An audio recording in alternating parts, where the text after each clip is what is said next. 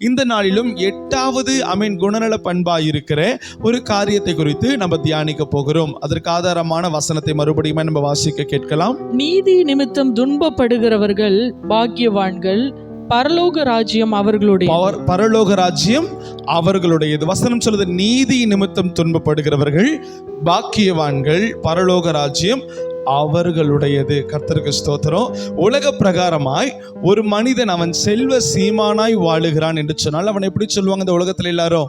இவன் பாக்கியவான், இவன் பாக்கியவதி, இவங்களுக்கு அவ்வளோ பணம் இருக்கு, இவ்வளவு பெரிய வீடு இருக்கு, கார் வச்சிருக்கிறாங்க அப்படின்னு உலக பிரகாரமாய் ஒரு மனிதனை இப்படியாய் பார்த்து அவனை பாக்கியவான்கள் என்று இந்த உலகத்துல ஒரு எடை போடுவார்கள்.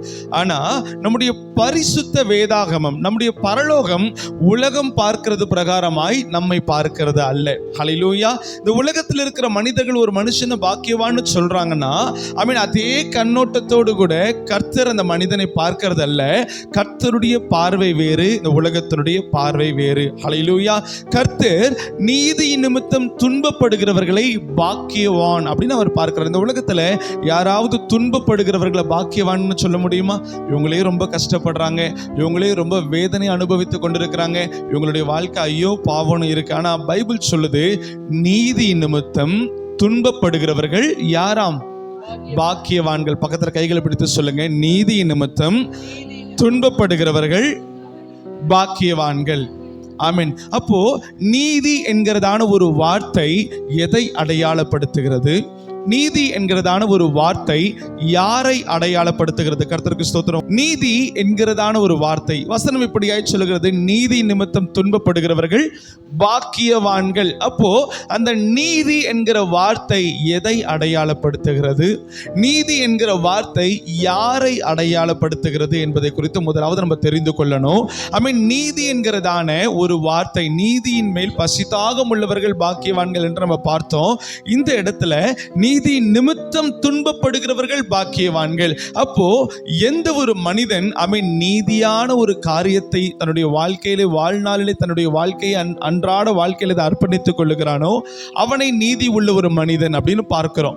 நிறைய பேர் சொல்லுவோம், இவங்கெல்லாம் நீதி உள்ள மனுஷங்க, இவங்க பொய் சொல்ல மாட்டாங்க, இவங்க தவறான காரியங்களை செய்ய மாட்டாங்க.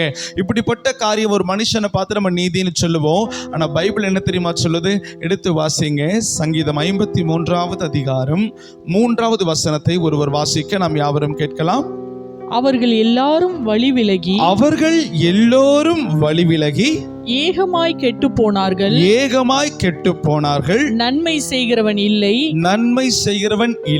ஒருவனாகிலும் இல்லை. ஹல்லேலூயா. இந்த உலகத்துல நம்ம நினைக்கிறோம் மனுஷர்கள் ஒரு சிலர் நீதி செய்கிறார்கள், அவர்கள் நீதி நியாயம் உள்ளவர்கள் நினைக்கிறோம். ஆனா பைபிள் என்ன சொல்லுதுன்னா, சங்கீதம் 53வது அதிகாரம் 3வது வசனத்துல, அவர்கள் எல்லோரும் விலகி ஏகமாய் கெட்டு போனார்கள், நன்மை செய்கிறவன் இல்லை, ஒருவனாகிலும் இல்லையாம். ஹல்லேலூயா. அப்போ கர்த்தருடைய பார்வை வேறு, மனிதனுடைய பார்வை வேறு. ஒரு குணநல பண்பு அது நன்மையாய் இருந்தால், அது நீதி உள்ளதாய் இருந்தால் அதை நீதி என்று நம்ம காண்கிறோம். அப்போ எந்த ஒரு மனுஷனுக்குள்ளே நீதியும் நியாயமும் இருக்குன்னு பைபிள் சொல்லுதுன்னா, எந்த ஒரு மனுஷனுக்குள்ளேயும் நீதியும் நியாயமும் இருக்காது. ஆனால் நீங்களும் நானும் நீதிமான்களாய் ஆக்கப்பட்டிருக்கிறோம். ஒரு ஆமென் சொல்லுங்களேன். ஹல்லேலூயா. ஒரு மனிதன் பிறக்கும் பொழுது அவன் நீதிமானாய் ஆக்கப்படுகிறது இல்லை. ஒரு மனிதன் பிறந்து அவன் கர்த்தராகி இயேசு கிறிஸ்துவை தன்னுடைய சொந்த இரட்சகராய் ஏற்றுக்கொண்டு அவருடைய நாமத்தினாலே மூழ்கி பிதா குமாரன் பரிசுத்த அவருடைய நாமத்தினாலே ஞானஸ்நானம் பெற்று அவருடைய வசனத்தின்படி வாழ தன்னுடைய வாழ்க்கையை அர்ப்பணிக்கிறவன் அவன் நீதிமானாய் ஆக்கப்பட்டிருக்கிறான். பக்கத்துல கைகளை கொடுத்து சொல்லுங்க, நீங்கள் நீதிமானாய் ஆக்கப்பட்டிருக்கிறீர்கள். ஹல்லேலூயா. அப்போ நீதிமான் என்கிறதான ஒரு வார்த்தை, அதற்கு சொந்தக்காரர்களா இப்ப நாம் இருக்கிறோம். ஆனால் அதற்கு பிரதான சொந்தக்காரர் ஒருவர் இருக்கிறார். அவர் யார் என்று நம்ம வேதத்தின் வழியாக பார்க்கலாம். எடுத்து வாசிக்கலாம். 1 யோவான் 2வது அதிகாரம் 1வது வசனத்தை ஒருவர் வாசிக்க நாம் யாவரும் கேட்கலாம். 1 யோவான் 2 1வது வசனம். என் பிள்ளைகளே, என் பிள்ளைகளே, நீங்கள் பாவம் செய்யாதபடிக்கு நீங்கள் பாவம் செய்யாதபடிக்கு இவைகளை உங்களுக்கு எழுதுகிறேன். இவைகளை உங்களுக்கு எழுதுகிறேன். ஒருவன் பாவம் செய்வானானால் ஒருவன் பாவம் செய்வானானால் நீதிபரராய் இருக்கிற இயேசு கிறிஸ்து, மறுபடியுமாய் சொல்ல கேட்கலாம், நீதிபரராய் இருக்கிற நீதிபரராய் இருக்கிற இயேசு கிறிஸ்து நமக்காக ம், பிதாவினிடத்தில் பரிந்து பேசுகிறவராய் இருக்கிறார். பிதாவினிடத்திலே பரிந்து பேசுகிறவராய் இருக்கிறார். ஒரு ஆமென் சொல்ல கேட்கலாம். ஹல்லேலூயா. ஒருவன் பாவம் செய்தால் நீதிபரராய் இருக்கிற இயேசு கிறிஸ்து நமக்காக பிதாவினிடத்திலே பரிந்து பேசுகிறவராய் இருக்கிறார். ஒருவேளை நீங்களும் நானும் ஆமென் கர்த்தரை அறிந்தவர்களும் கர்த்தரை அறியாத பிரஜாதி மார்க்கத்தார் யாராக இருந்தாலும் அவர்கள் பரத்திற்கு விரோதமாக, கர்த்தருக்கு விரோதமாக, கர்த்தருடைய வசனத்திற்கு விரோதமாக ஏதாகிலும் ஒரு பாவத்திலே விழுந்து விட்டார்கள் என்று சொன்னால், அவர்கள் பாவத்தில் விழுந்த அந்த நொடி பொழுதே இயேசுவே என்னுடைய பாவத்தை மன்னியும் அப்படின்னு நம்ம ஜெபிக்கும் பொழுது கர்த்தராகிய இயேசு என்ன செய்வார்? ஆமென், பிதாவுடைய வலது பாரிசத்திலே அவர் வீற்றிருந்து அப்பா நமக்காக பரிந்து பேசுவார். ஹல்லேலூயா. அவர் நமக்காக பரிந்து பேசுகிற நீதிபரராய் இருக்கிறார். கர்த்தருடைய நாமத்திற்கு மகிமை உண்டாகட்டும். உங்களுக்கு ஒரு சம்பவத்தை நான் சொல்ல ஆசைப்படுகிறேன். ஒரு திருடன் இருந்தானாம், ஒரு திருடன். சரியா? அந்த திருடனுக்கு ஒரு நல்ல ஃப்ரெண்ட் இருந்தார். அந்த ஃப்ரெண்டு யாருன்னா ஹைகோர்ட்ல வேலை செய்கிற ஒரு வக்கீல். ஆமென் சொல்லுங்களேன். திருடனுக்கு யார் ஃப்ரெண்டா இருக்கிறா? வக்கீல். கர்த்தருக்கு ஸ்தோத்திரம். ஒரே ஸ்கூல்ல தான் படித்தவங்க. ஆனா இந்த வக்கீலா இருக்கிற அந்த நபர் ஆமென் அவர் கவனமாய் படித்து ஆமென் ஒழுக்கமான ஒரு வாழ்க்கை வாழ்ந்து அநேக முறை அந்த திருடனா இருக்கிற அந்த நபர்கிட்ட சொல்லுவார், இப்படிலாம் இருக்கக்கூடாது, இப்படிதான் வாழணும் நிறைய முறை சொல்லியும் அவர் கேட்காம என்ன பண்ணிட்டார்? தன்னுடைய வாழ்க்கையை அந்த மாதிரி அமைத்து கொண்டார். ஆனா இவர் கர்த்தருக்கு பயந்து அவருடைய வழிகளில் நடந்து அவர் ஒரு வக்கீலாய் அவர் தன்னுடைய வாழ்க்கையை ஆசீர்வாதமாய் பெற்றுக்கொண்டார். அப்போ அந்த திருடன் இருக்கிறார் பாத்தீங்களா, ஒவ்வொரு முறை சின்ன சின்ன தவறுகள் செய்துட்டு இருப்பார். அதாவது பஸ்ல போகும்போது யாராவது ஒரு நபருடைய பாக்கெட்ல இருந்து பர்ஸை எடுக்கிறது, இந்த மாதிரி நிறைய காரியங்கள் சின்ன சின்ன தவறு அவர் என்ன செய்து கொண்டு வந்தாராம்? அவர் செய்து கொண்டு வந்துட்டு ஒவ்வொரு முறை அவர் தப்பு பண்ணும்போது அவர் மாட்டிப்பாராம். ஒரு ஆமென் சொல்லுங்க. ஆனா இன்னைக்கு நம்மளாம் ரொம்ப திறமைசாலிகள், நிறைய தவறு செய்கிறோம் ஆனா மாற்றாமல் இருக்கிறோம். ஹல்லேலூயா. ஆனா அந்த நபர் என்ன பண்ணுவார் தெரியுமா? ஒவ்வொரு முறை தப்பு பண்ணுவாரா, மாட்டிப்பாரா. மாட்டிட்டோமே அப்படின்னு சொல்லிட்டு திருந்தவும் மாட்டாரா. அந்த தப்பை கொஞ்சம் அப்கிரேட் பண்ணி பண்ணலாம்னு யோசிக்க மாட்டாரா. அதே மாதிரி பண்ணுவார், அதே மாதிரி மாட்டிப்பாரா. ஒரு ஆமென் சொல்ல கேட்கலாம். ஹல்லேலூயா. அந்த நபர் ஆமென் ஒரு காரியத்தில் ஈடுபடும் பொழுது அவர் கையும் களவுமாய் மாட்டிக்கிட்டார். ஒவ்வொரு முறை என்ன பண்ணுவாங்களாம்? அவரை கொண்டு வந்து ஜெயில, போலீஸ் ஸ்டேஷன்ல நிப்பாட்டுவாங்களாம், நீதிமன்றத்தில் அவரை நிப்பாட்டுவாங்களாம். நிப்பாட்டின உடனே அவருக்காக ஒரு நபர் ஆஜராயிருவாராம். அது யார் தெரியுமா? கரெக்டா சொன்னீங்க. அவருடைய ஃப்ரெண்டு ஆஜராயிட்ட உடனே எப்படியாகிலும் தன்னுடைய படிச்ச எல்லா அந்த லா ஆர்டர்ஸ் இருக்கு பார்த்தீங்களா, எல்லாவற்றையும் வைத்துட்டு அந்த ஜட்ஜுடைய கண்களை ஒரு இரக்கத்தை வாங்கி அவருக்கு ரிலீஸ் வாங்கி கொடுத்துருவாராம். அவருக்கு ஒரு விடுதலை வாங்கி கொடுத்துருவாராம். ஒவ்வொரு வாட்டியும் அவர் விடுதலை வாங்கி கொடுத்துருவாராம். அதனால அந்த நபர், அந்த திருடனா இருக்கிறார் பார்த்தீங்களா, அவர் தன்னுடைய இருதயத்தில் குத்தப்படாம ஒவ்வொரு வாட்டியும் விடுதலை பெற்றுட்டு சந்தோஷமா வெளில போவாராம். போகும்போது அந்த வக்கீல் சொல்லுவாரா, இதற்கப்புறம் நீ என்ன பண்ணக்கூடாது?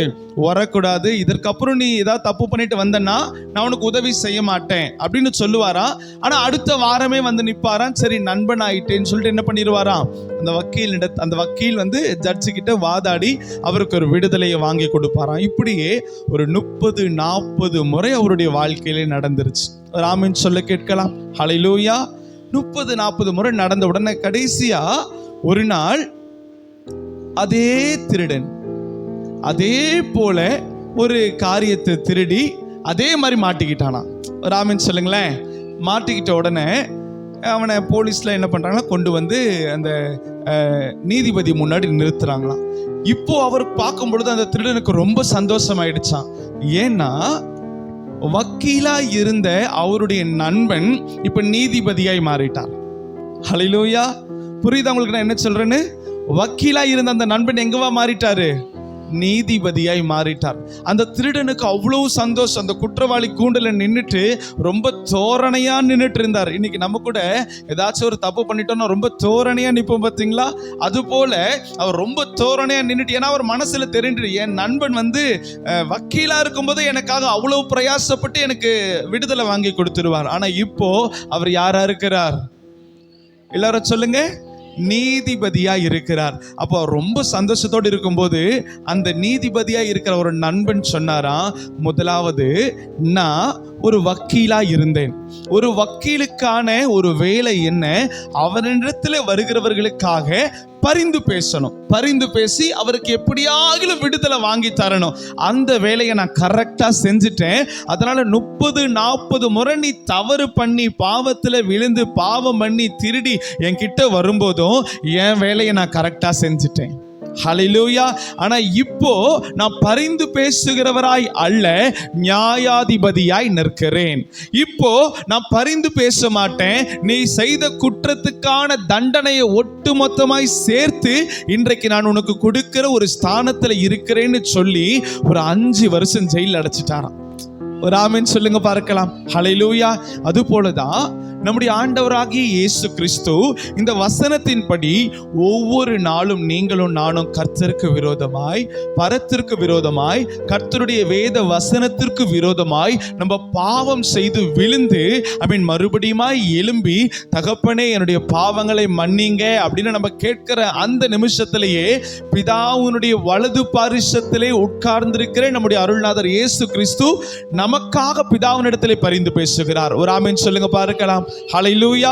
உங்களுக்காகவும் எனக்காகவும் பிதாவினுடைய சமூகத்திலே அவர் பரிந்து பேசி நம்முடைய பாவங்களில் இருந்து ஒரு விடுதலையையும் ஒரு விமோச்சங்களையும் அவர் நமக்கு வாங்கி தந்து கொண்டே இருக்கிறார். ஹல்லேலூயா. ஆனால் இப்பொழுது ஒரு நாள் வரும், அவர் எப்படி வருவாருன்னா ஒரு வக்கீலை போல வரமாட்டார், நீதியுள்ள நியாயாதிபதியாய் வருவார். அந்த நாளிலே நம்முடைய தவறுகள் எல்லாவற்றையும் கர்த்தர் என்ன செய்வார், அதற்கான கிரியைகளோடு அவர் வருவார். ஒரு ஆமென் சொல்ல கேட்கலாம். அப்போ நீதி என்கிறதான ஒரு வார்த்தை யாரை தான் அடையாளப்படுத்துகிறது சொல்லுங்க? இயேசுவை அடையாளப்படுத்துகிறது. பக்கத்துல கைகளை கொடுத்து சொல்லுங்க, நீதியுள்ள ஒரு நியாயாதிபதி அருள்நாதர் இயேசு கிறிஸ்து. ஹல்லேலூயா.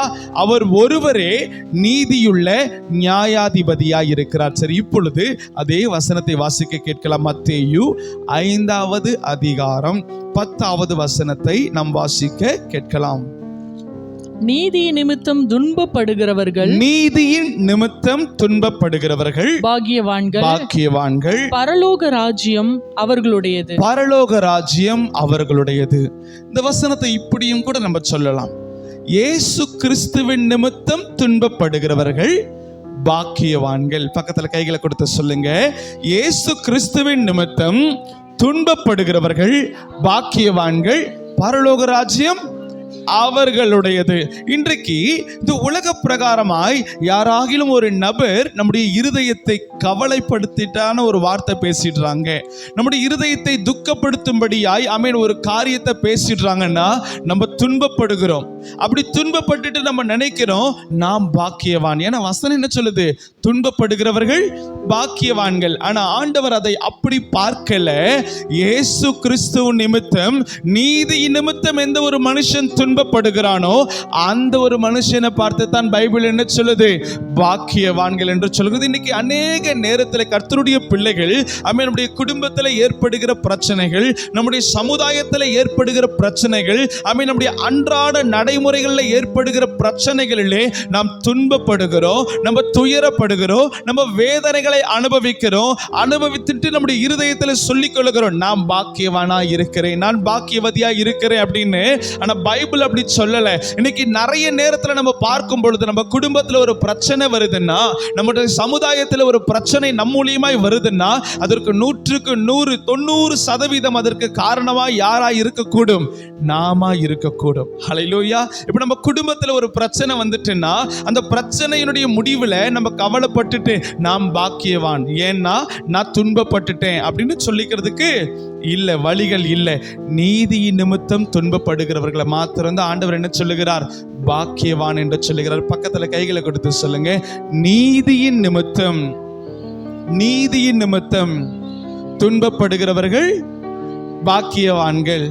இன்னைக்கு உலக பிரகாரமா வேலையில ஏதாவது ஒரு பிரச்சனை வந்துருச்சு, நமக்கு ஒரு துன்பம் வந்துட்டு, நம்முடைய குடும்பத்தில் ஏதாகிலும் ஒரு பிரச்சனை வந்துட்டு, மனசுல சோர்வு வந்துட்டு, அப்ப நான் சோர்வு அடைகிறேன், நான் துன்பப்படுறேன், நான் பிரச்சனைகளுக்குள்ளே கடந்து போகிறேன், நான் பாக்கியவான் என்று கர்த்தர் சொல்லுவார்னு நம்ம நினைக்க கூடாது. ஹல்லேலூயா.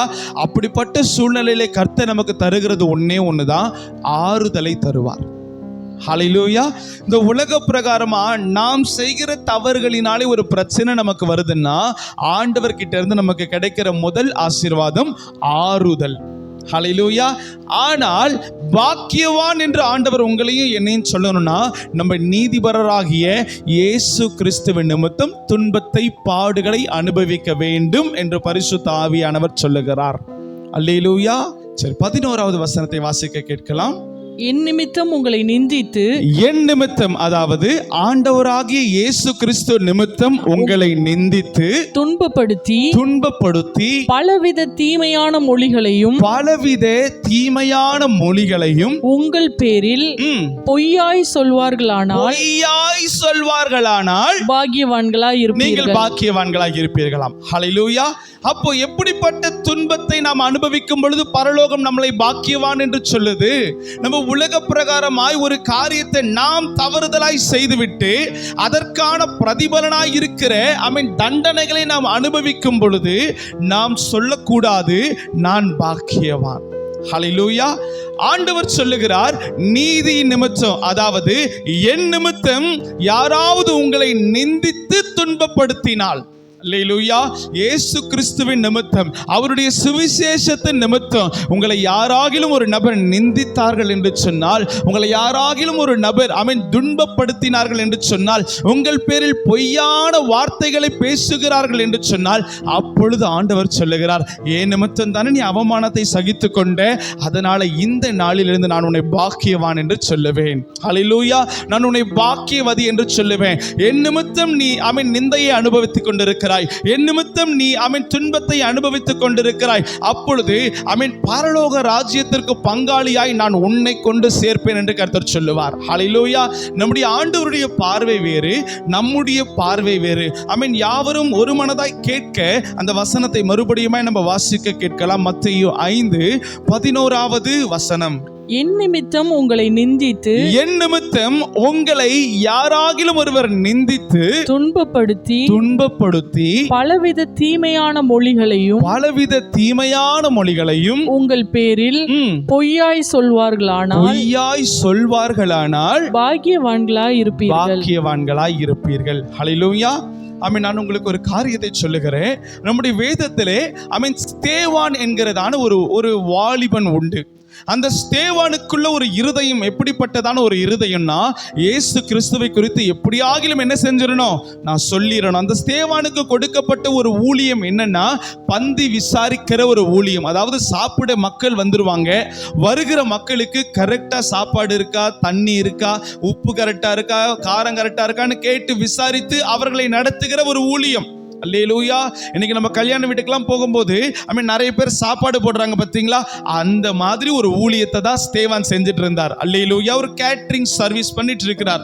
அவருக்குள்ள ஒரு இருதயத்துல ஒரு எண்ணம், என்ன எண்ணம்னா, என்னுடைய ஆண்டவராக இயேசு கிறிஸ்துனுடைய சுவிசேஷத்தை நாம் பிரசங்கிக்கணும். ஆண்டவராக இயேசு கிறிஸ்துனுடைய இருதயத்திற்கு பிரியமான வார்த்தைகளை நாம் பேசணும். கர்த்தருடைய கிருபையினாலே யார் யாரெல்லாம் பலவீனத்தோடு இருக்கிறார்களோ அவர்களுக்கெல்லாம் அவருடைய வார்த்தையை நாம் பேசி அவரை நான் என்ன பண்ணணும், உற்சாகப்படுத்தணும். அப்படிங்கிற ஒரு இருதயத்தை அந்த பந்தி விசாரணை செய்கிற ஒரு நபர் கொண்டிருந்தார்.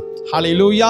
அப்படிப்பட்ட ஒரு நபருடைய இருதயத்திலே ஆண்டவர் அந்த வாஞ்சையை பார்த்த உடனே பைபிள் சொல்லுது, ஸ்தேவான் மூலியமாய் கர்த்தர் பெரிய அற்புதங்களை செய்தாராம். ஸ்தேவான் அவன் ஜெபிக்கிறான், கை கால் இல்லாதவர்களுக்கு கை கால் முளைக்குது. மரித்தவர்கள் உயிரோடு எழும்புகிறார்கள். அப்படிப்பட்ட இயற்கைக்கு அப்பாற்பட்ட அதிசயங்கள்லாம் அந்த கேட்டரிங் சர்வீஸ் செஞ்சுட்டு இருந்த அந்த நபர் மூலியமாய் நடந்தது. அல்லேலூயா. அப்படி நடக்கும் பொழுது பரிசேயர்கள் எல்லோரும் ஒருமனப்பட்டு அந்த ஸ்தேவானை கொலை செய்யும்படி வகை தேடுகிறார்கள். எப்படி இயேசு கிறிஸ்துவை கொலை செய்யும்படி வகை தேடினார்களோ அதே போல அந்த ஸ்தேவானை கொலை செய்யும்படி வகை தேடினார்கள். நடந்தது என்ன தெரியுமா? அந்த ஸ்தேவானை தள்ளி இழுத்துட்டு போய் ஒரு பள்ளத்தாக்கில் அவனை தள்ளிட்டு, ஒரு பெரிய பள்ளத்தினுடைய நடுவில் அந்த ஸ்தேவானை தள்ளிட்டு சுத்தி யூதர்கள் இருந்தாங்க.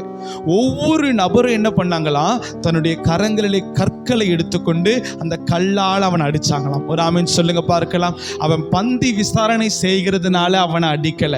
அல்லேலூயா.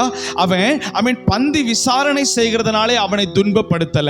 அவன் பந்தி விசாரணை செய்கிறதுனாலே அவனை நிந்திக்கல, அவனை அவமானப்படுத்த பிரயாசப்படல. அவன் இயேசு கிறிஸ்துவை பிரசங்கம் பண்ணினான். ஒரு ஆமென் சொல்லலாமா? அவன் இயேசு கிறிஸ்துனுடைய வார்த்தையை அறிவிக்க முற்பட்டான். அவன் வேலையெல்லாம் கரெக்டா செஞ்சுட்டான். அவன் வேலையில ஒரு குறையும் யாராலும் கண்டுபிடிக்க முடியல. அந்த வேலை முடிஞ்சிட்டு பேலன்ஸ் இருக்கிற அந்த நேரத்தில் அவன் என்ன செய்கிறான்? கர்த்தருடைய வேதத்தை கரங்கள் எடுத்துக்கிட்டு இயேசு நல்லவர், இயேசு நல்லவர் தன்னுடைய சுவிசேஷ ஊழியத்தை ஆரம்பித்தார். ஹல்லேலூயா. அப்படி சுவிசேஷ ஊழியத்தை பகுதி நேரமாய் செய்த அவனுக்கு வந்த ஒரு போராட்டமும் நிந்தையும் என்ன? கற்களினாலே அடிகளை சுமந்து கொண்டான். ஆமென். நடந்தது என்ன? அப்படியே போக போக நம்ம பார்க்கிறோம், வேதத்தில் வாசிக்கும் பொழுது அவனை அடிச்சே அவனை என்ன செய்துட்டாங்களாம்? கொலை செய்து விட்டார்களாம். அவன் மறிக்கிறதுக்கு ஒரு நிமிஷம் முன்னாடி அவன் செஞ்ச காரியம் ஒன்று. அவன் முதல்ல முழங்கால் படி போட்டான். முழங்கால் படி போட்டு 2 கரத்தை பரத்திற்கு நேராய் உயர்த்தினான். ஒரு ஆமென்.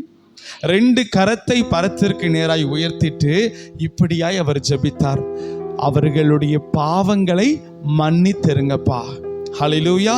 அந்த பாவத்தை அவங்க மேல சுமத்திராதீங்க, அவர்கள் செய்கிறது இன்னதென்று அறியாதிருக்கிறார்கள் அப்படின்னு ஒரு வார்த்தை சொன்னார்.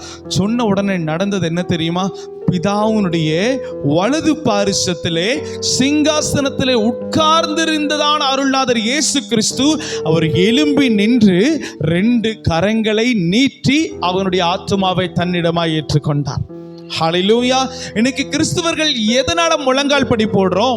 இன்னைக்கு கிறிஸ்துவர்கள் எதற்காக முட்டி போட்டு நம்ம ஜெபிக்கிறோம்?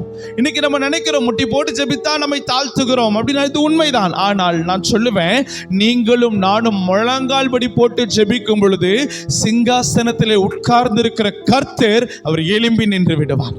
அல்லேலூயா. ஸ்தேவான் முழங்கால் படி போட்டார். அவர் முழங்கால்ல நின்ன உடனேயே நடந்தது என்ன? கர்த்தர் சிங்காசனத்திலிருந்து எழும்பிட்டார். இன்னைக்கு நீங்க முழங்கால் படி போட்டுட்டீங்கன்னா உங்க முன்னாடி கர்த்தர் அவரால் உட்கார முடியாது. ஹல்லேலூயா. அவர் எழுந்து நின்று பதில் கொடுப்பார். அவர் எழுந்துட்டார்னா எந்த சத்துருவாலையும் நமக்கு முன்பாடி நிற்க முடியாது. அல்லேலூயா. அதனால தான் சபையில சொல்றோம், முழங்கால் போட்டு ஜெபிங்க, ஆண்டவருடைய சமூகத்திலே முழங்காலிட்டு 2 கரங்களை உயர்த்துங்க. இந்த ஸ்தேவான் செய்த அதே போல முழங்கால் படி போட்டு 2 கரங்களை நீங்க உயர்த்தும் போது நடக்கிறது என்ன தெரியுமா? சிங்காசனத்திலிருந்து கர்த்தர் எழும்பிக்கிடுகிறார். அல்லேலூயா. சிங்காசனத்திலிருந்து அவர் எழும்பின உடனேயே நமக்கு விரோதமாய் உருவாக்கப்பட்ட சத்துருடைய கிரியைகள் தாழ விழுந்து மடிந்து ஓடி போயிடும். கரங்களை தட்டி கர்த்தருக்கு நன்றி செலுத்தலாம். ஹல்லேலூயா. அல்லேலூயா. அப்போ கர்த்தருடைய பிள்ளைகள் தெரிந்து கொள்ளணும், நம்ம எது நிமித்தம் துன்பப்படுகிறோம். 99% நம்முடைய துன்பங்கள் எல்லாம் எதுக்காக தெரியுமா? எனக்கு நல்ல வேலை கிடைக்கணும், என் வேலையில ப்ரமோஷன் கிடைக்கணும், என் வீட்டுல மாத்திரம் தானியங்கள் அதிகமா இருக்கணும். ஒரு சகோதரி இப்படியாய் சாட்சி சொன்னாங்க. அவங்க வேலைக்கு போய்கிட்டே இருந்தாங்களாம். போகும்போது ஒரு ஆக்சிடென்ட்டாம். ஆண்டவரே என்னை மட்டும் காப்பாத்திருங்க ஆண்டவர். ஆமென் சொல்லுங்க பார்க்கலாம். இன்னைக்கு நிறைய ஜபங்கள், நிறைய காரியத்துக்காக நம்ம படுற துன்பம் இந்த உலக பிரகாரமா தான் இருக்கு. நான் சொல்றது சரிதானா? உலக பிரகாரமாய் தான் இருக்கு. ஆனால் நம்முடைய துன்பம் அருள்நாதர் இயேசு கிறிஸ்துவின் நிமித்தம் இருக்கும் என்று சொன்னால் பைபிள் சொல்லுதியா, நீங்களும் நானும் பாக்கியவான்கள். இன்னைக்கு நிறைய ஆத்துமாக்கள் நம்மளை சுற்றி இருக்கிறாங்க. ஆமென். நம்மளை சுற்றி இயேசு கிறிஸ்துனா யாருன்னே தெரியாத, கிறிஸ்துவர் அல்லாத, கிறிஸ்துவை அறியாத அநேக பிரஜாதி மார்க்கத்தார் நம்ம கண்களுக்கு மத்தியில இருக்கிறாங்க. ஆமா தானே? அல்லேலூயா. நம்மளை பார்க்கிறவங்க எல்லாம் கிறிஸ்டின்னு சொல்ல முடியுமா? இல்லை. ஆண்டவருடைய தாகம் என்ன? அவர் தாகமாக இருக்கிறேன் என்று சிலுவையில பேசினாரே, எந்த விதமான தாகம் அது? சரீர பிரகாரமான தாகமா? அவர் ஆமென் ஜீவ தண்ணீரை தருகிற கர்த்தர். சமாரியா ஸ்திரீயின் இடத்திலே அவர் சென்று அவர் சொன்னார், நீ வச்சிருக்கிற தண்ணீர் அதை நீ குடிக்கும் பொழுது உனக்கு தாகம் அடங்கும், ஆனா மறுபடியும் தாகம் எடுக்கும். ஆனா நான் ஒரு தண்ணீரை கொடுப்பேன், அந்த தண்ணீரை நீ குடித்தன்னா ஒரு காலம் உனக்கு தாகம் எடுக்காது. அப்ப அப்படிப்பட்ட ஒரு காலமும் தாகம் எடுக்காத ஜீவ தண்ணீரை தன்னிடத்தில் வைத்துக் கொண்டிருக்கிற கர்த்தர் அவர் சொல்லுகிறார், தாகமாய் இருக்கிறேன். அப்ப என்ன தாகத்தை குறித்து ஆண்டவர் பேசியிருக்கிறார் தெரியுமா? அவர் நம் யாவரும் அறிந்த அந்த ஆத்தும தாகத்தை குறித்து அவர் பேசியிருக்கிறார். இன்னைக்கு நம்ம நிறைய பேர் நினைக்கிறோம், நம்ம வேலை செய்யற இடத்துல இயேசுவை பற்றி சொல்லிடணும், நம்ம கூட வேலை செய்யற ஒரு நபரிடத்துல இயேசுவை பற்றி சொல்லிடணும். ஆனா நம்ம மைண்ட்ல ஒரு எண்ணம் வருது, அந்த இயேசுவை பத்தி நான் சொல்லிட்டேன்னா என்ன தப்பா நினைச்சிருவாங்களோ? ஹல்லேலூயா. இயேசுவை பத்தி என் வேலை ஸ்தானத்துல நான் பேசினேன்னா என்னுடைய வேலைக்கு ஏதாச்சும் ஒரு பிரச்சனை வந்துருமோ? பைபிள் சொல்லுது, இயேசுவின் நிமித்தம் துன்பப்பட்டால் பாக்கியவான்களாய் இருப்பீர்கள், நீதி நிமித்தம் துன்பப்பட்டால் பாக்கியவான்களாய் இருப்பீர்கள். இன்றைக்கு ஆண்டவருடைய பிள்ளைகள் நம்மிடத்தில் கர்த்தர் அழைக்கிற ஒரு அழைப்பு, நீங்களும் நானும் அவருடைய சுவிசேஷத்தை நிமித்தம் துன்பப்பட வேண்டும் என்று கர்த்தர் விரும்புகிறார். ஹல்லேலூயா. இன்னைக்கு நீங்களாம் நினைக்கிறது எப்படி தெரியுமா இருக்கு? ஞாயிற்றுக்கிழமை ஆராதனை, காலையில மழைலாம் அப்படியே அடிச்சிட்டு இருக்கிற மாதிரி ஒரு கிளைமேட், நல்ல சில்லுன்னு இருக்கு. 8 மணிக்கு சர்ச்சுக்கு வர்றதே எனக்கு பெரிய போராட்டம்.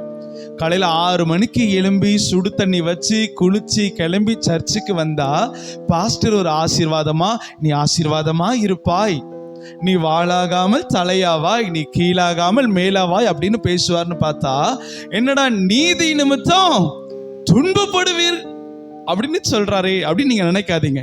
நீங்க ஆசீர்வாதமா இருக்கிறது உலக பிரகாரமான ஆசீர்வாதம், இது நல்லது.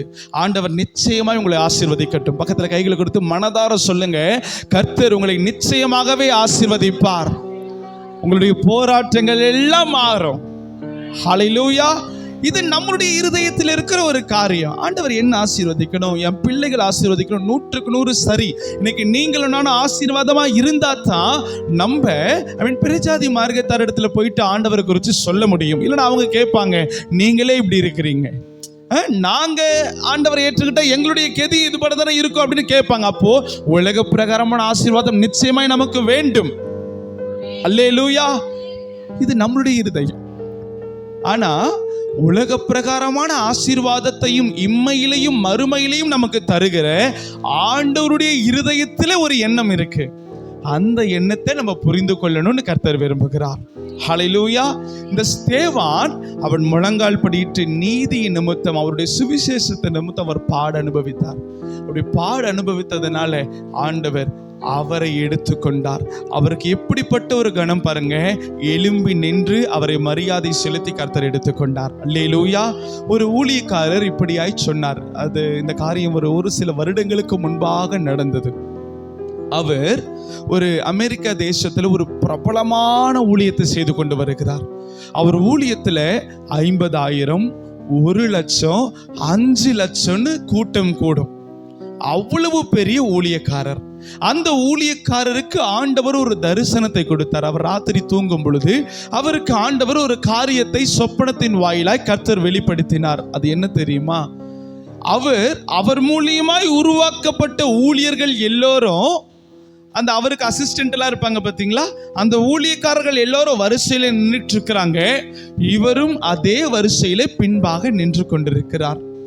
அந்த வரிசை என்ன வரிசை என்று சொன்னால், பிதாவாகிய தெய்வத்தினுடைய சிங்காசனத்திற்கு முன்பாக நின்று இந்த ஜட்ஜ்மெண்ட் டே சொல்லுவாங்க பாத்தீங்களா, அந்த நாள், அந்த நீதியின் நாள், அந்த ஜட்ஜ்மெண்ட் டேக்காக எல்லாரும் நின்றுகிட்டு இருக்கிறாங்க. பிதாவுனுடைய சமூகத்திலே வலது பரிசத்தில் இருக்கிறதான அருள்நாதர் இயேசு கிறிஸ்து ஒவ்வொரு ஊழியக்காரர்கள் அவர்கிட்ட வரும்போது, அதாவது உலகத்தின் ஓட்டத்தை முடித்துட்டு அவர்கிட்ட வரும் பொழுது கர்த்தர் பார்த்தார். ஒவ்வொருத்தரையும் ரொம்ப அழகா சிரிச்சிட்டு ஹானர் பண்ணி பரலோகத்திற்குள்ள அவர் பிரவேசிக்க அவர் தன்னுடைய கரங்களை நீட்டுகிறார். ஒரு ஆமென் சொல்லுங்க. இது எத்தனை பேருக்கு இப்படிப்பட்ட ஒரு ஆசை இருக்கு? ஹல்லேலூயா. ஆண்டவர் ஒவ்வொருத்தரும் லைனா வர வர ஒவ்வொருத்தருடைய முகத்தை பார்க்கிறார். அவர் செய்த ஊழியங்களை கர்த்தர் தன்னுடைய இருதயத்திலே கொண்டு ஒவ்வொருத்தரை பார்த்து அப்படியே சிரிக்கிறார். சிரிச்சிட்டு ஒவ்வொருத்தரையும் அவர் உள்ள அனுப்புகிறார். அப்போ பின்னாடி நின்ன அந்த தலைமை போதகர் இருக்காரு பாத்தீங்களா, அவருக்குள்ள ஒரு சந்தோஷம். நான் உருவாக்கின ஊழியக்காரர்களுக்கே இவ்வளவு மகிமைன்னா, அப்போ நான் ஏசப்பா கிட்ட போய் நிற்கும் போது நிச்சயமா நான் சொல்றேன், அவர் எழும்பி நின்றுவார். அவர் எழும்பி நின்று என்னை கட்டி பிடித்து எனக்கு முத்தம் கொடுத்து பரலோக ராஜ்யத்திற்குள்ளே பிரவேசின்னு சொல்லுவார் அப்படின்னு அவர் எண்ணத்தோடு கூட லைன் பை லைனா வந்துகிட்டே இருக்கிறார். ராமன் சொல்லுங்களேன். ஆனா அப்படியே வரும்போது கடைசியில் அந்த பெரிய ஊழியக்காரர் ஏசப்பாக்கு முன்னாடி வந்து நிற்கிறார். நிற்கும் பொழுது அவர் நினைச்சது என்ன?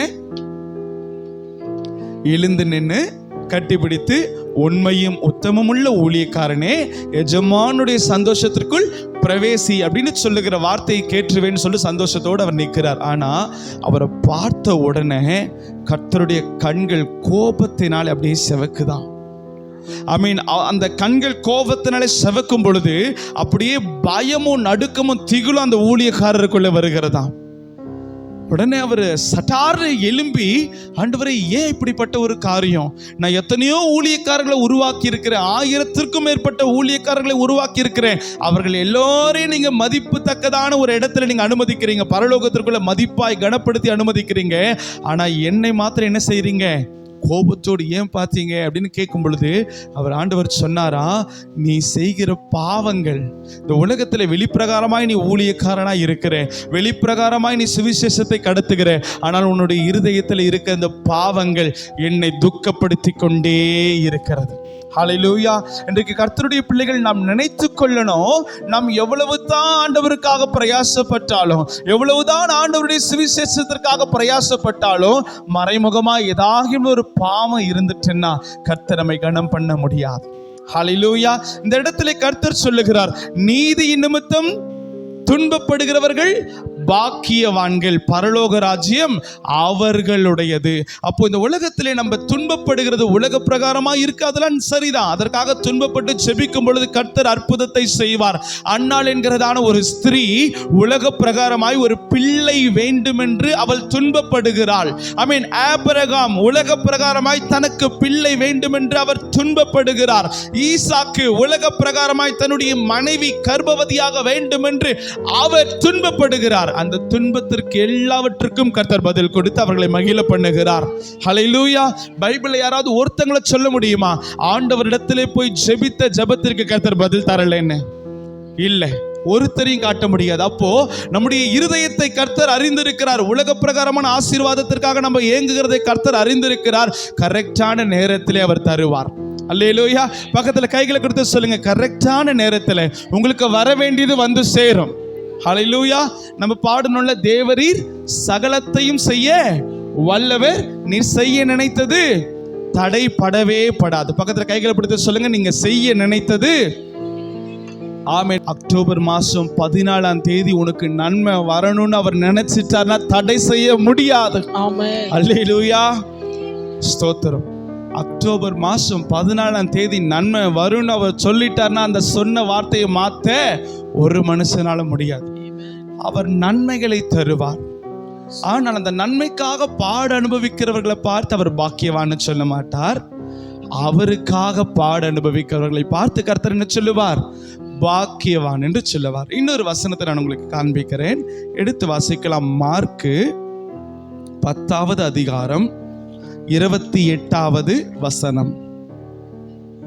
மார்க்கு 10வது அதிகாரம் 28வது வசனத்தை ஒருவர் வாசிக்க நாம் யாவரும் கேட்கலாம். அப்பொழுது பேதுரு அவரை நோக்கி, அப்பொழுது பேதுரு ஆண்டவராகிய இயேசு கிறிஸ்துவை நோக்கி, இதோ இதோ நாங்கள் எல்லாவற்றையும் விட்டு உம்மை பின்பற்றினோமே. போதுமான சொன்னதுக்கு அப்புறம் நீங்க வாசிங்க. இந்த இடத்துல பேதுரு அழகாய் சொல்லுகிறார், ஆண்டவராக இயேசு கிறிஸ்துவின் இடத்துல நான் நினைக்கிறேன் கர்த்தர் ஊழியங்கள் எல்லாம் முடிச்சிட்டு அவர் ரெஸ்ட் எடுக்கிறதுக்காக ஒரு பாறையில ஒரு கண்மலைக்கு மேல உட்கார்ந்துட்டு இருக்கிறார் நான் நினைக்கிறேன். அப்படி உட்காருகிற அந்த நேரத்துல பேதுரு ஒரு 2-3 நாளா ஒரு காரியத்தை ஆண்டவர்கிட்ட கேட்கணும்னு தன்னுடைய மனசுல நினைச்சுக்கிட்டே இருக்கிறார். அப்படி நினைச்சுக்கிட்டே இருக்கிற அந்த நேரத்துல சான்ஸ் தேடிக்கிட்டே இருக்கிறார். இந்த நேரத்துல தான் இயேசுப்பா எங்க இருக்கிறார்? தனியா இருக்கிறார். அவர்கிட்ட என்ன பண்ணிடலாம்? போய் கேட்டுறலாம் அப்படின்னு அவர்கிட்ட போறார். போயிட்டு இப்படியாய் கேட்கிறார், தேவனே, ஆண்டவரே, தகப்பனே, நாங்க எல்லாவற்றையும் விட்டுட்டு உங்களை பின்பற்றி வருகிறோமே, எங்களுக்கு என்ன கிடைக்கும்? அல்லேலூயா. பேதுரு ஒரு நல்ல மீனவன், ஒரு நல்ல ஃபிஷர்மேன். அவனுக்குள்ள இருக்கிற திறமை அது ரொம்ப உயர்ந்த ஒரு திறமை. எந்த இடத்துல வலை போட்டா எந்த மீன் கிடைக்கும், இந்த இடத்துல வலை போட்டா மீன் கிடைக்குமா இல்ல வேற ஏதாவது கிடைக்குமான்னு கூட தெரிந்து வைத்திருக்கிற அளவிற்கு அவனுக்குள்ள ஒரு திறமை. ஏன்னா எத்தனையோ வருஷமா அவன் என்னதான் செய்கிறான்? மீன் பிடிக்கிற தொழில் தான் செய்கிறான். பேதுருவுக்கு தெரிந்தது எல்லாம் படகை எடுக்கணும், கடலுக்குள்ள போகணும், வலைய திசையில போடணும், மீன்களை அள்ளணும், அது மாத்திரம் தான் அவருக்கு தெரியும். அப்படிப்பட்ட ஒருவர் ஆண்டவர் தன்னுடைய ஊழியத்திற்காக அழைக்கிறார். ஆமென் சொல்லுங்க. கர்த்தர் அவருடைய படகுல ஏறி உட்கார்ந்து கர்த்தர் இப்படியாய் சொல்லுகிறார், பேதுரு, என்னை பின்பற்றி வா. ஆமென் சொல்ல கேட்கலாம். அப்படி சொன்ன உடனே அந்த படகை அப்படியே விட்டுட்டு ஆண்டவருக்காக வருகிறார். அந்த படகுல இருக்கிற வலைய அப்படியே விட்டுட்டு ஆண்டவருக்காக வருகிறார். தன்னுடைய வீட்டை அப்படியே விட்டுட்டு ஆண்டவருக்காக வருகிறார். தன்னுடைய எல்லாவற்றையும், எல்லா திறமைகளையும் அப்படியே விட்டுட்டு ஆண்டவருக்காக வருகிறார். ஹல்லேலூயா. அப்படி ஆண்டவருக்காக வந்துட்டு ஒரு 2.5 வருஷம் பேதுரு என்ன பண்றார்? ஆண்டவரோடு கூட நடந்துகிட்டே இருக்கிறார். அப்போ பேதுரு பார்த்திருப்பார், 2 வருஷத்திற்கு முன்னாடி ஆண்டவருக்காக நான் அவருடைய ஊழியத்திற்காக ஏசப்பா பின்னாடி வந்துட்டேன். ஆனா அந்த நாளில் நான் உருவாக்கின என்னுடைய அசிஸ்டன்ட் நிறைய பேருங்க இருப்பாங்க பாத்தீங்களா, மீன் பிடிக்கிறக்காரங்க. அவங்கள 2 வருஷத்துக்கு அப்புறம் பேதுரு பார்க்கிறார். ஒவ்வொருத்தரும் செயின் போட்டிருக்கிறான், ஒவ்வொருத்தரும் கையில மோதிரம் போட்டிருக்கிறான், ஒவ்வொருத்தரும் மோட்டார் போட்டு வாங்கிட்டான், ஒவ்வொருத்தரும் வீடு கட்டிட்டான். பெரிய ஆசீர்வாதமான ஒரு மனுஷனா மாறிட்டான். அல்லேலூயா. முன்னாடி பேதுரு மீன் பிடிக்கும் போது அசிஸ்டண்டா அரைக்கூலி சம்பளத்துக்கு அந்த படகுல ஏறி பேதுரு கூட வருவான். ஆனா இப்போ அவன் ஒரு கப்பல் கம்பெனி வச்சிருக்கிறான், அவனுக்கு கீழே 50 பேர் வேலை செய்யறாங்க. அப்படிப்பட்ட காரியத்தை பேதுரு பார்த்த உடனே ஆண்டவராக இயேசு பக்கம் திரும்பி 2-3 நாள் காத்திருந்து இதான் சான்ஸ்னு ஒரு கேள்வி கேட்கிறார். அந்த கேள்வியை வாசிக்க கேட்கலாம். அப்பொழுது பேதுரு ஆண்டவராகிய இயேசுவை நோக்கி, இதோ நாங்கள் எல்லாவற்றையும் விட்டு உம்மை பின்பற்றினோமே என்று சொல்ல துவங்கினான். ஹல்லேலூயா. எல்லாவற்றையும் விட்டுட்டு என்ன பண்ணிட்டோம்? உங்களை பின்பற்றினோமே, எங்களுக்கு என்ன கிடைக்கும்? மத்தேயுல பார்க்கும்போது எங்களுக்கு என்ன கிடைக்கும்னு கேட்பார் அவர். அப்போ ஆண்டவர் அதுக்கு மறு உத்தரவாய் ஒரு வார்த்தை சொல்லுகிறார். அடுத்த வசனத்தை வாசிக்க கேட்கலாமா? அதற்கு இயேசு பேதுருவினிடத்திலே பிரதியுத்தரமாக இப்படியாய் சொல்லுகிறார், என் நிமித்தமாக சுவிசேஷத்தின் நிமித்தமாக வீட்டையாவது எல்லாரும் ஏகமாய் சொல்லுங்க, வீட்டையாவது, சகோதரரையாவது, சகோதரிகளையாவது, தகப்பனையாவது, தாயையாவது, மனைவியையாவது, பிள்ளைகளையாவது, நிலங்களையாவது விட்டவன் எவனோ இப்பொழுது இம்மையிலே துன்பங்களோட கூட நூறத்தனையாக வீடுகளையும் சகோதரரையும் சகோதரிகளையும் தாய்களையும் பிள்ளைகளையும் நிலங்களையும் மறுமையிலே நித்திய ஜீவனையும் அடைவான். ஒரு ஆமென் சொல்லுங்க பார்க்கலாம். விசுவாசிக்கிற அளவிற்கு கரங்களை தட்டி கர்த்தருக்கு நன்றி செலுத்தலாம். ஹல்லேலூயா.